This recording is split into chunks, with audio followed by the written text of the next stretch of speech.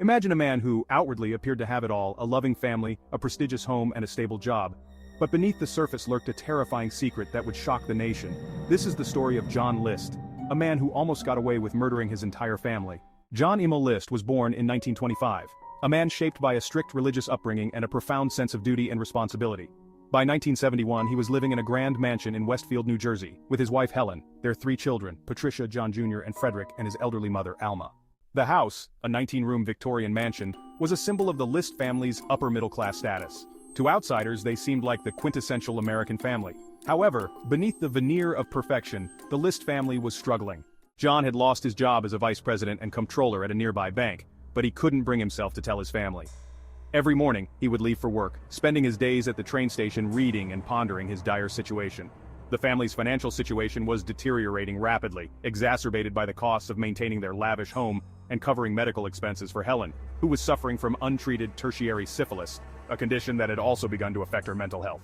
John List's solution to his problems was as horrifying as it was calculated.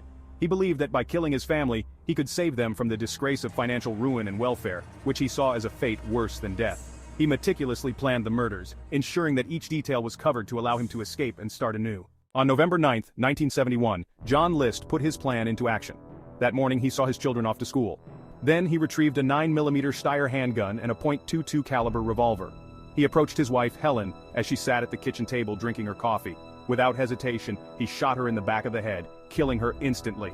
He then climbed the stairs to his mother Alma's 3rd-floor apartment, where he shot her just above the left eye. John returned downstairs, dragging Helen's body into the ballroom, a room they seldom used.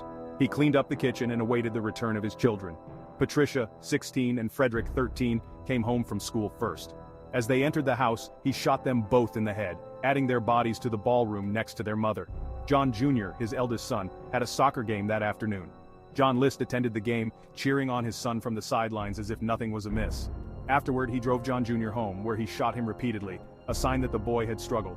He was the only one of the children to be shot multiple times, indicating a possible confrontation. His body was placed alongside the others in the ballroom. Having completed his gruesome task, John List meticulously cleaned the crime scenes and wrote a 5-page letter to his pastor, explaining that he saw only 2 choices: go on welfare or send his family to heaven. He believed that by killing them, he was saving their souls. He then turned down the thermostat, cut himself out of every family photograph in the house, and turned on the radio to a religious station. He left the mansion, disappearing without a trace.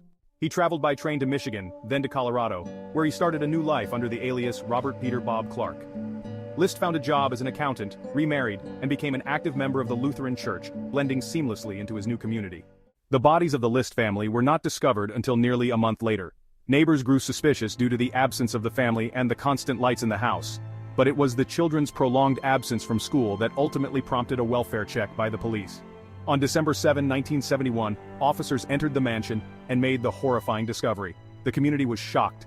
Such a brutal crime seemed unimaginable in their quiet, affluent town. The police began a nationwide manhunt, but John List had vanished without a trace. During his trial, John List claimed that he was suffering from a mental illness that rendered him incapable of understanding the morality of his actions. He argued that he believed his family would go to heaven if they died, sparing them from the shame of financial ruin. A court-appointed psychiatrist testified that List saw only 2 options: accept welfare, which he saw as a failure, or send his family to heaven. Despite his defense, the jury found John List guilty of 5 counts of first-degree murder. He was sentenced to 5 consecutive life terms without the possibility of parole. In prison, List continued to maintain that he had no other choice but to kill his family. One of the most tragic ironies of the case emerged after his conviction. It was discovered that the mansion where the List family had lived contained a Tiffany skylight, an original piece of art valued at more than enough to cover their financial troubles. If List had sold the skylight, he could have resolved their debts and avoided the murders. Whether he knew about the skylight's value remains unknown. John List died in prison on March 21, 2008, at the age of 82. His story remains one of the most disturbing and haunting cases of familial murder, a stark reminder of the depths of human desperation and the dark paths it can lead to. John List's actions were rooted in a twisted sense of duty and an overwhelming fear of failure. His inability to cope with financial hardship led to one of the most horrifying family annihilations in American history. The case serves as a grim illustration of how societal pressures and personal demons can culminate in unthinkable violence. The tale of John List also highlights the importance of mental health support and the devastating consequences when it is absent.